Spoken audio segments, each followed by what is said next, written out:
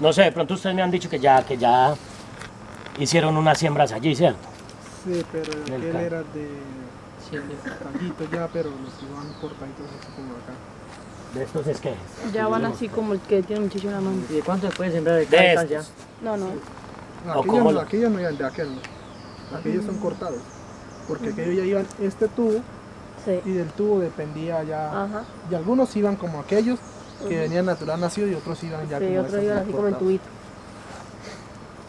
Bueno, me decía, perdón, No. la distancia, ¿no escucharon? No, Sí, la distancia. Sí, ah, De siembra. exacto. Depende qué, muchachos, depende para lo que vayamos a sembrar esas maticas. Tal vez el método más implementado para sembrar este material, ¿cuál es? El método protector, o ese fin protector. ¿Por qué? Les decía, por ejemplo, al generar toda esa red o toda esa malla, es una muy buena alternativa para reforestar cerca a los afluentes hídricos, para evitar que en las crecientes se nos lleve cada rato una bancada de tierra y se nos va llevando hasta que nos deja sin finca. Entonces, ¿qué sucede? Vamos a hacer una siembra.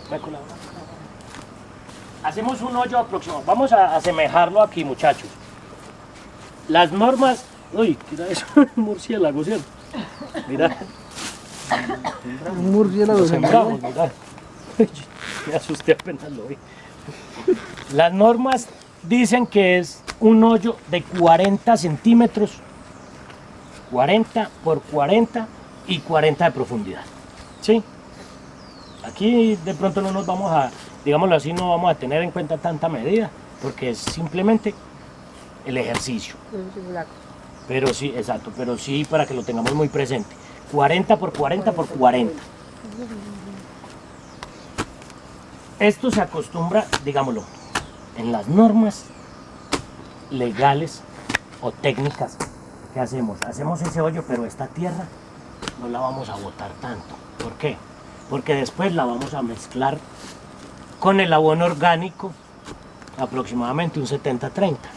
30 de abono orgánico por una mezcla con la mezcla de tierra. ¿Sí?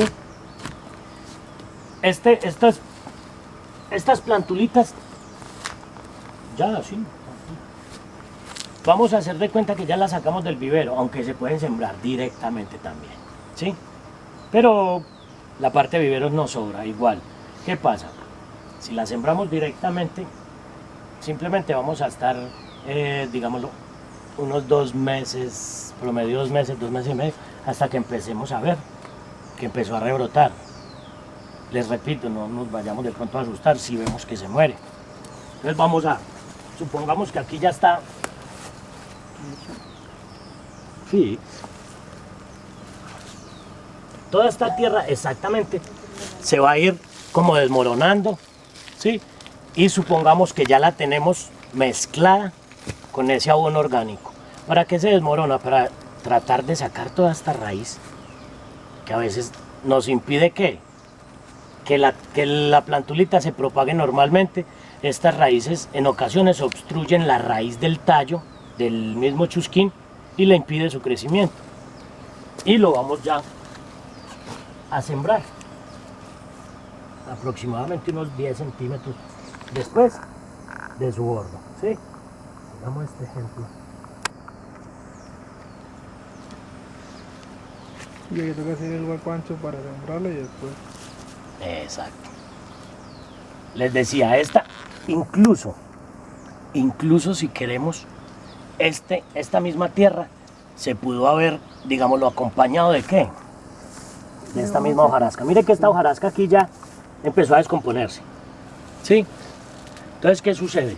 Fácilmente lo pudimos haber acompañado o mezclado Sí, nosotros lo acompañamos con hojas de o acá. mezclado con esa misma hoja. Se sembró este aquí y les decía, depende de para qué se vaya a sembrar.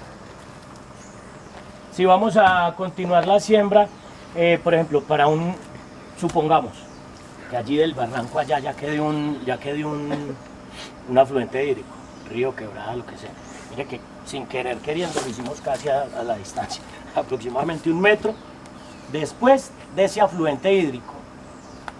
Y si es para protección Entonces lo vamos a sembrar a 2 metros o 2,50, perdón, aproximadamente de distancia.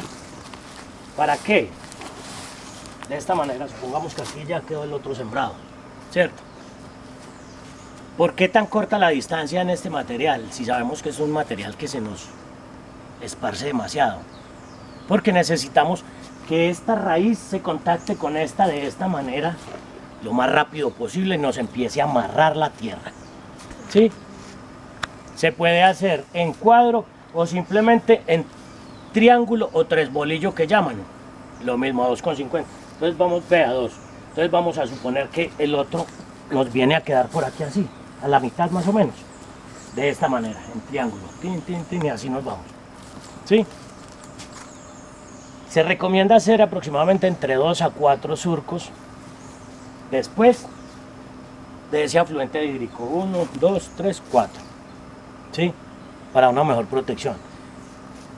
Les repito, ¿por qué a esta distancia? Porque necesitamos que nos amarre ese terreno fácilmente. Ahora, si es un fin comercial, les repito, el nombre lo dice, necesitamos tener comercio de ese material ligero. Entonces ya esta distancia va a ser mucho más amplia.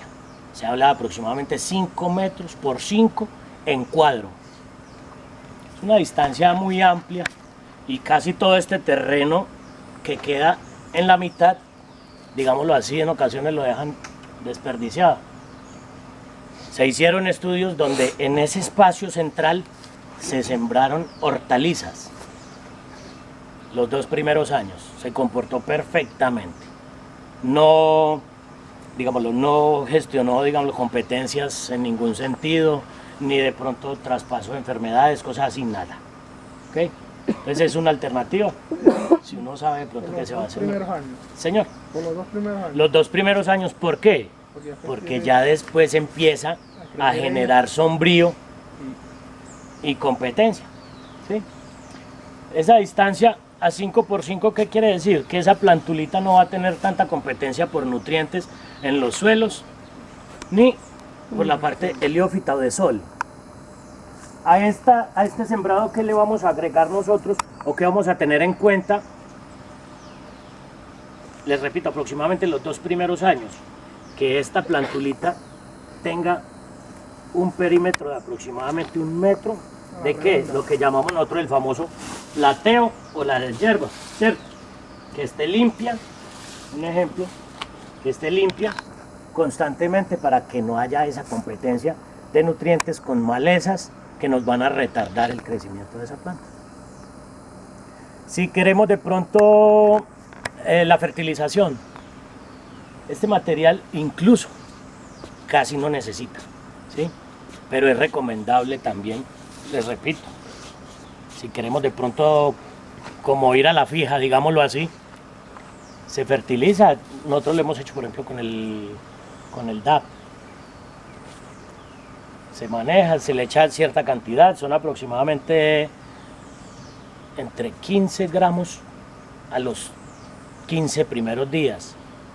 El primer año se hace trimestral, o sea, 4 fertilizaciones. Exacto. Al segundo año se hace ya solo 2 veces. Y el tercer año se repite la primera dosis. Y ya. Fuera. Este material, después de que se instale allí, tiende a ser incluso invasivo. ¿Por qué? Porque Gustavo lo nombraba ahorita, los bambúes de origen asiático crecen, como él dijo, como en ramillete. ¿Por qué? Porque crecen, se llama una forma de crecimiento céntrica o concéntrica. Es tal vez una de las grandes diferencias entre los bambúes de origen asiático a los de origen americano. Los de origen asiático crecen céntrica o concéntricamente, casi siempre usted lo reconoce porque es una mata así tupida donde no entra nadie. Y los bambúes de origen americano crecen al revés, como vemos aquí en esta propagación. ¿Qué sucedió aquí? Creció excéntricamente, o sea, hacia afuera. Y esta va a seguir exactamente eso. También por esa propagación es conocido como el bosque que camina. ¿Sí? Porque a este paso usted imagina. Por eso a veces no es tan recomendable sembrar este material de pronto muy cerca a las estructuras. Porque ella va caminando, caminando y cuando menos piensa, como dice Gustavo, le aparece una guadaña en la sala. ¿Sí? Claro, Muchachos. ya está una raíz.